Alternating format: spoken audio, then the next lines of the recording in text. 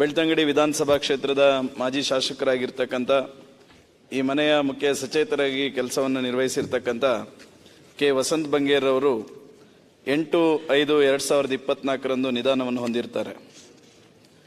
ವಸಂತ್ ಬಂಗೇರ್ ಅವರು ದಕ್ಷಿಣ ಕನ್ನಡ ಜಿಲ್ಲೆಯಲ್ಲಿ ಹಿಂದುಳಿದ ಸಮಾಜಕ್ಕೆ ಮತ್ತು ಇಡೀ ಜಿಲ್ಲೆಗೆ ಒಂದು ಆದರ್ಶವಾಗಿರ್ತಕ್ಕಂಥ ನಾಯಕತ್ವವನ್ನು ಕೊಟ್ಟಿರ್ತಕ್ಕಂಥ ಹಿರಿಯ ರಾಜಕಾರಣಿಯವರು. 1983ರಲ್ಲಿ ಮೊದಲ ಬಾರಿಗೆ ಭಾರತೀಯ ಜನತಾ ಪಾರ್ಟಿಯ ಶಾಸಕರಾಗಿ ವಿಧಾನಸಭೆಯನ್ನು ಪ್ರವೇಶ ಮಾಡಿ ಆ ಸಂದರ್ಭದಲ್ಲಿ ಭಾರತೀಯ ಜನತಾ ಪಾರ್ಟಿಯ 16 ಜನ ಶಾಸಕರುಗಳ ಪೈಕಿ ಅವರು ಒಬ್ಬರಾಗಿದ್ದರು. 18 ಶಾಸಕರ ಪೈಕಿ ಒಬ್ಬರಾಗಿದ್ದರು. ಎರಡನೇ ಅವಧಿಗೆ 2 ಜನ ಭಾರತೀಯ ಜನತಾ ಪಾರ್ಟಿಯ ಶಾಸಕರು ಈ ಸದನದಲ್ಲಿದ್ದರು.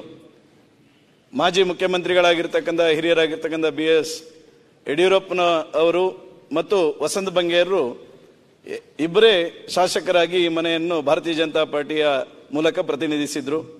ಪ್ರಾಯಶಃ ಒಂದು ಕ್ಷೇತ್ರದಲ್ಲಿ 3 ಪಕ್ಷದಿಂದಲೂ ಶಾಸಕರಾಗಿರ್ತಕ್ಕಂಥ ಕೀರ್ತಿ ವಸಂತ್ ಬಂಗೇರಿಗೆ ಸಲ್ತದೆ.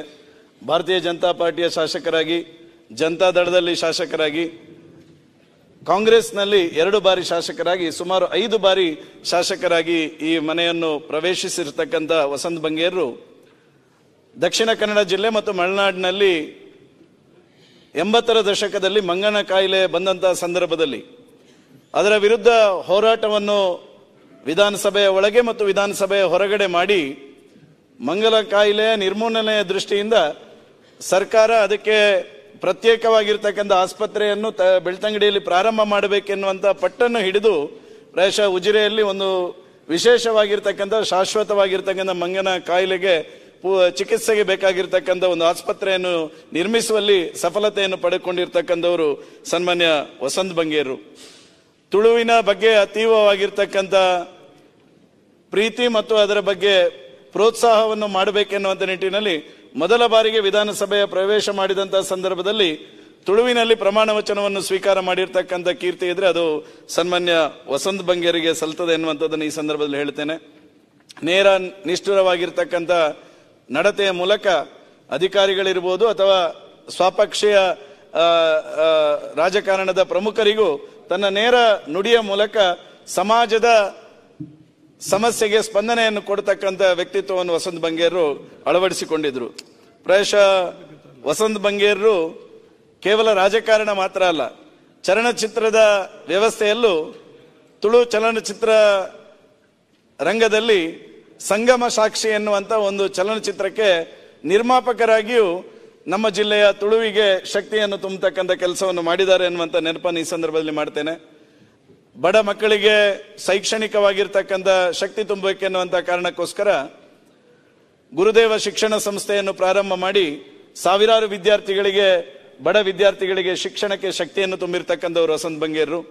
ಆರ್ಥಿಕವಾಗಿರ್ತಕ್ಕಂಥ ಕ್ಷೇತ್ರಕ್ಕೆ ಶಕ್ತಿಯಾಗಬೇಕು, ಬೆಳ್ತಂಗಡಿಯಲ್ಲಿರ್ತಕ್ಕಂಥ ಒಂದಷ್ಟು ಯುವಕರಿಗೆ ಉದ್ಯೋಗಾವಕಾಶಗಳು ಸೃಷ್ಟಿಯಾಗಬೇಕೆನ್ನುವಂತ ಕಾರಣಕ್ಕೋಸ್ಕರ ಗುರುದೇವ ವಿವಿಧೋದ್ದೇಶ ಸಹಕಾರಿ ಸಂಘವನ್ನು ಪ್ರಾರಂಭ ಮಾಡಿ ಸುಮಾರು 100